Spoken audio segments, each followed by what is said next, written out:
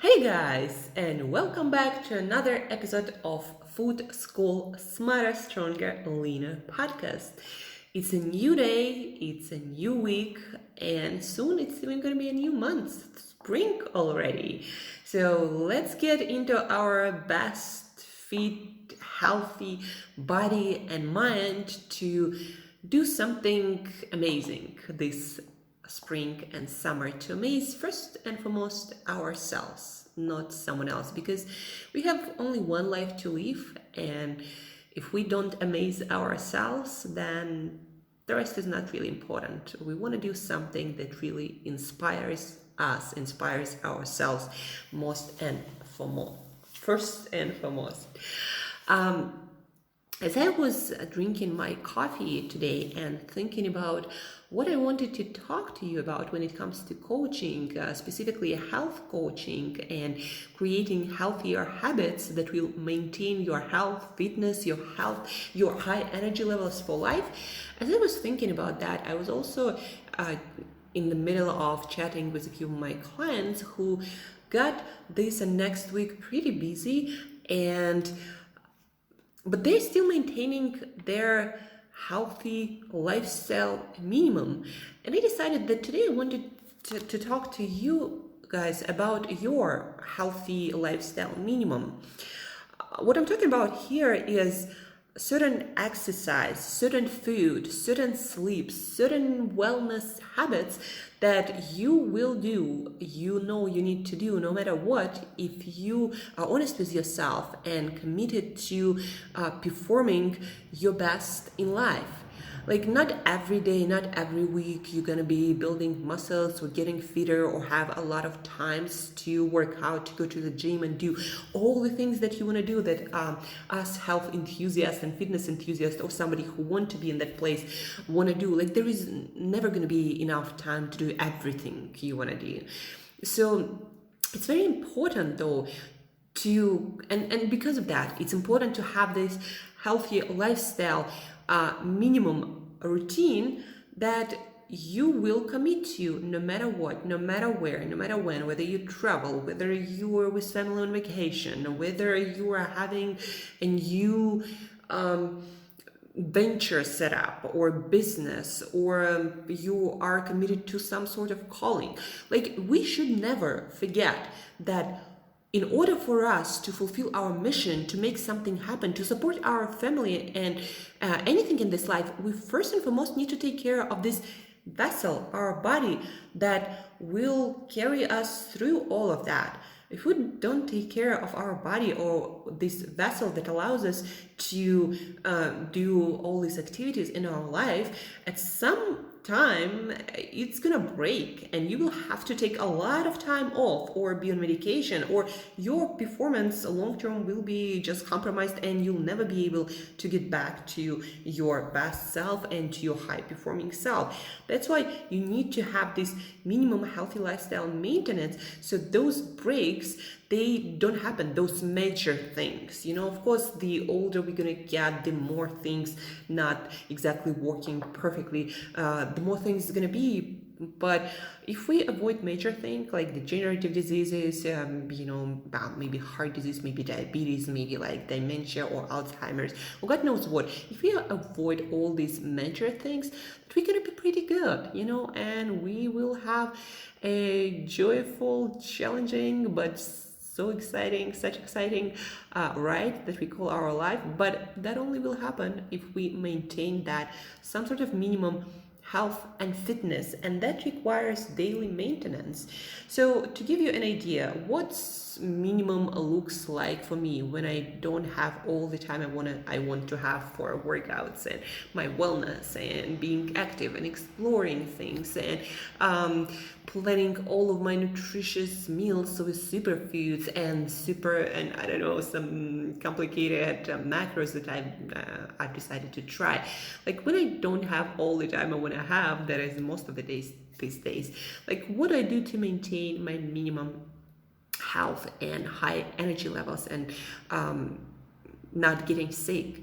And guys, when we are sick, we are definitely not our best self, so you want to minimize those instances of getting sick, and that requires also a routine that you do daily to maintain your health, fitness, and a lot of energy, high energy levels. So what do I do personally? And again, I like to look at a lifestyle as 4 aspects of it, of a healthy lifestyle that helps you to maintain health and energy and fitness: exercise, food, sleep, and wellness. So let's start with a simple one, with exercise. So for me personally, minimum means having some strength training for all my muscles, for my whole body every single week. Absolute minimum, it can be one workout, 30-minute workout for all major muscle groups. Then also I will include at least one 30-minute yoga weekly. Some cardio, it also gonna be somewhere around 30 minutes. I might even do, some fast walking, but then also there should be something that is challenging for my heart and my cardiovascular system in general. So that's gonna be something like sprinting, or maybe some CrossFit routine that challenges, again, not just my muscles, but also my cardiovascular system. So we have 30 minutes strength, we have 30 minutes yoga, we have 30 minutes cardio. Then every day I make sure I incorporate some flexibility, some mobility training. So if something feels tensed in my body, I'm going to use my foam roller to roll out that tension. I make sure that I do some stretching every single day, and also every single day I make sure that I'm not sitting through my whole day, even though because of my lifestyle, my profession, it rarely happens. But still, if there is something that, I gotta work on my computer for like several hours, I make sure that every 30 minutes I get up, I do some squats, some push-ups, just some movement to make sure that my body is moving on a consistent basis. So, actually for exercise, that's it. So full body workout, 30 minutes weekly, or one yoga workout, that's also full body, 30 minutes weekly, one cardio workout, 30 minutes weekly, everyday flexibility, mobility, foam rolling, and then my mini fitness break. So that is absolute minimum. And then when I have more time, I'm generally an active person, so I try to incorporate some playful time to play some games. So with other people usually, maybe some squash, maybe some tennis, maybe some frisbee. I also like going for longer walks when I have the opportunity, or just work a little bit more with dumbbells, with weights. I love strength training. Also, I might do a little bit more yoga. It depends, but that is my minimum that I maintain every single week. No matter where I am, no matter whether I have a gym or I don't have a gym, so you can always have some resistant bands, you can always use your body, you can always use, water bottles for dumbbells, chairs for at home for different kinds of exercises, squats and step-ups, and elevated push-ups, all kinds of stuff you can do with just using the stuff that you have around you. So this is my exercise minimum I do every single week, and I make sure that there's every single day there are 30 minutes when I do some exercise. That's not just good for my body, but that's also good for my mind, helping me to disconnect from whatever it is I'm busy with, changing my activities, and that also helps with generating more ideas and helping me feeling more creative and less stressed. So number 2, food. There are many things that I'm as a nutritionist, as a nutrition coach, constantly working on exploring. Food is a big thing for me. I always create some content around it, on a daily basis. I'm always doing something with food. But when it comes to my personal practice, if I don't have to cook, some elaborate meals, if I barely have time to eat, what I do is I stick with, and this is my personal practice, I stick with non-starchy vegetables with a lot of colors, green and colors, making sure that I get a variety of nutrients. So non-starchy vegetables, sometimes they cooked, sometimes they are fresh, sometimes they are canned. If I don't have a kitchen, I'm traveling, or just don't have time to cook, then I make sure I eat some eggs. Either I boil them myself or fry them, or get them boiled already, or get an omelette somewhere, whole eggs omelette, of course. Then I usually get some I'm sorry, guys. And then I'm usually getting some sardines with bones and skins just because they are so full of nutrients, omega-3 fatty acids, protein, healthy fats, then also electrolytes, calcium, phosphorus, and other minerals. So sardines, canned sardines, you can get them almost anywhere. I make sure I get them either in water or in olive oil. Or I get some salmon or some shellfish or some organ meats. Like those are the most nutrition protein sources that provide not just protein but also healthy fats and a huge range of micronutrients, being vitamins and minerals. So non-starchy vegetables, eggs, and then one of those proteins: sardines, salmon, organ meats, or shellfish. And then if I need more protein, I usually load up on tuna or something like that. And then, if I'm at my best, I add some extras, some nuts and seeds, some 100% chocolate, some sauerkraut for my digestive health. And of course, I make sure that I drink a lot of water. And I usually time my water. So when I wake up, it's half a liter. In 3 hours, it's another half a liter. In 3 hours, it's another half a liter. And then the rest of it usually is water here and there and some tea, and I get all the water I need to get. And this is my food minimum. Again, non-starchy vegetables, eggs, sardines, or other nutritious source of protein. Tuna, if I need to load up on some more protein, usually it comes from cans, honestly. And cans, by the way, is a great source of sustainable seafood usually. So don't hesitate to get some canned sardines, canned salmon, or canned tuna. Then let's switch to sleep. Sleep is a foundation of our health, guys. If you don't sleep well, you're not going to live well, you're not going to perform well. It's a part of human condition. And for most of us, it means sleeping 7.5-8 hours. So that time you got to be spending in bed, sleeping, not doing other activities in bed. So for me, personally, right now, 7.5 hours is an absolute minimum. And then 1 hour before, there is no social media, there are no screens. Also at 12 p.m. for great quality of sleep, I make sure that I stop any caffeine. And also after 6 p.m., because I go to bed usually around 8:30, 9 p.m., I make sure that there is no bright light shining into my eyes. And if I'm traveling or at a meeting and there is bright light, then I just make sure that I am not directly under this bright light or it's not shining right into my eyes. And as soon as I can, I try to avoid that bright light. And for my sleep, I always make sure that I sleep in a cool environment because temperature in your room matters. I always make sure that it's super, super dark, and I find a way to somehow close the window, whether like be that with blinds, with some sort of blanket on the window. Like I come up with all sorts of shit when I'm traveling in a hotel or in a place where I don't have what I need to have, like blackout curtains. So there's always a way. And I always have my mask also on my eyes, completely closing my eyes, and my earplugs. So I like to be in a dungeon sleeping while sleeping, and that's how I make sure that I get the best quality of sleep possible. And then number 4, sleep is kind of part of that too, like well-being. You cannot be well without sleeping well, really.